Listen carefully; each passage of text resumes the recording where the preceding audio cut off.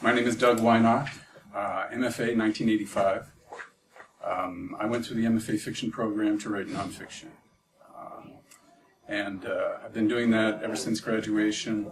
This is my fifth book. It's called The Sugar Season. It came out maybe 3 weeks ago.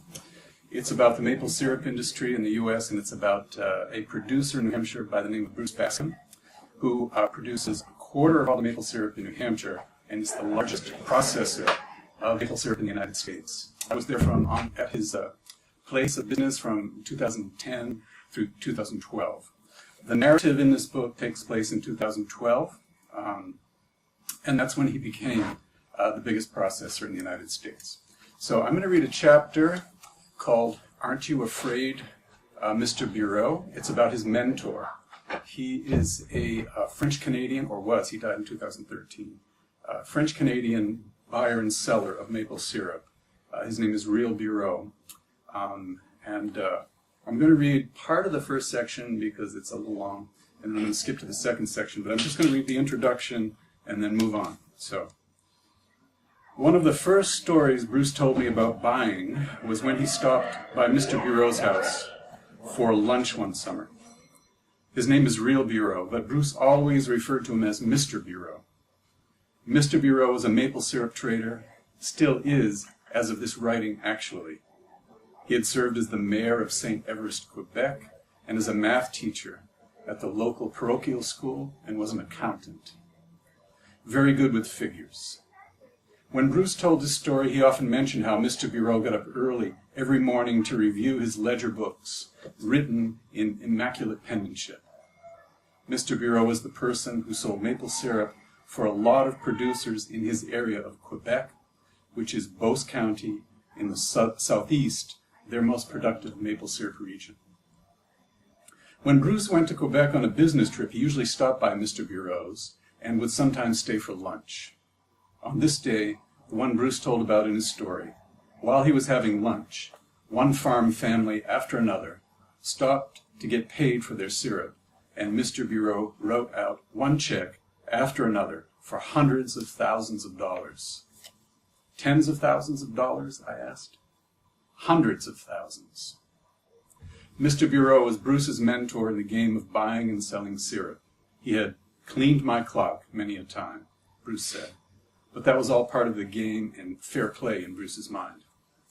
So I'm going to skip ahead. This first story is about when Bruce first started selling maple syrup, and he began trading on futures contracts. He started borrowing $1 million and ordering $5 million and up worth of maple syrup, and he got really burned one year when there was a short crop.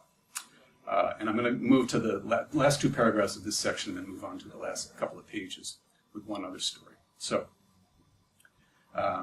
in December of that year, I had many truckloads of syrup going to Brattleboro, on which I was losing $20,000 to $40,000 per load, truckload after truckload. You play with fire, Bruce said, and sometimes you get burned. He figured he lost 10 years' worth of income. He took mortgages to pay for the syrup using the farm as collateral. Essentially, he was gambling with the farm.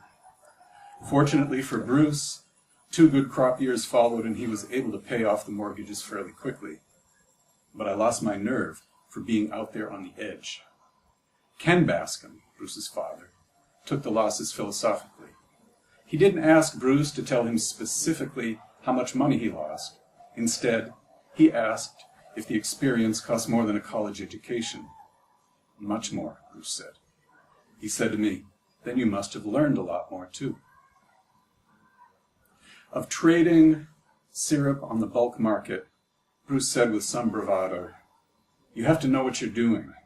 This is not for the faint of heart.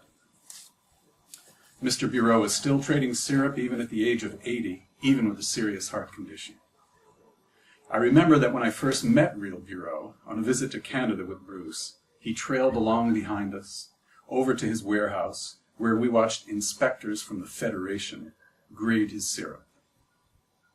After the walk across the street, he stood catching his breath, and when I looked at him, he shook his head and tapped at his heart. When I visited again a year later on my own to speak with him and his office manager, Carol Rouleau, who translated for us, We cut the interview short so Mr. Bureau could report to the service that monitored his condition. Yet he was still selling, and sometimes still cleaning Bruce's clock. "He's our brain," Carol said, and then told me with an ironic smile, "We tell him to hang in there until we reach retirement age." Bruce had another story about Mr. Bureau, one that got at his methods and, I suppose, his heart. The story took place in the early 1990s. There was lots of syrup around. Mr. Bureau borrowed money from the banks and leveraged it out. He had barrels of syrup piled up at his warehouse, in the driveway at his house, and in his 3-car garage. He had barrels stacked around his swimming pool. Mr. Bureau visited Bruce in August and tried to sell him syrup, but Bruce said he had too much already. Bureau tried again in October. Bruce told him he could buy it more cheaply elsewhere, that he didn't need it. Around about November, December, the banks started to get really nervous. They thought Mr. Bureau was going to go bankrupt, and there was a lot of turmoil. The banks wanted his wife to sign over the homestead rights for security, but she refused to do it. They were married for 30 years, but they had a big blowout and she left. They never got divorced, but she went to Sherbrooke, and he's been single ever since then because of that. In January, Bruce began to run out of syrup. He drove to Quebec to talk to Mr. Bureau and offered what he was paying other producers, knowing it was below what Mr. Bureau paid for his syrup, knowing he would be taking a loss. Mr. Bureau refused to sell. Then I needed several truckloads of syrup, so I called back. By now, it was late January. Mr. Bureau had been carrying the syrup all year and paying interest on it. I told him I would take the syrup now, but he told me the price had gone up again because of costs. He's hanging by his fingernails. His wife had left him, and he had the gall to up the price on me. It ticked me off, and I didn't buy anything. In Ackworth, Ken Bascom made calls looking for syrup, and Bruce made calls, but they couldn't find syrup in Quebec or anywhere else. 2 weeks later, I called him again, and he upped the price again. I drove up there, and we talked about it, and I tried to get him to come down. While I was standing there, I could see them loading syrup to go out to competitors. Bureau had raised his price 4 times. So what did I do? I bought 6 truckloads.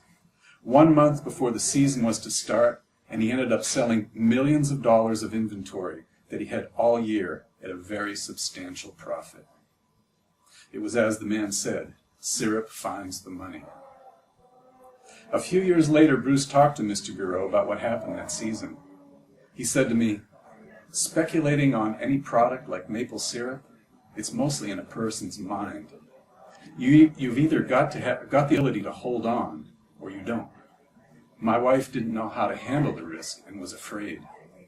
I said to him, "Aren't you afraid, Mr. Bureau?" He told me, "If you're going to stay in this business and buy syrup and speculate on contracts, you've got to know when you're right and when you're not right. You've got to know how to play the game," he said. Sugar season.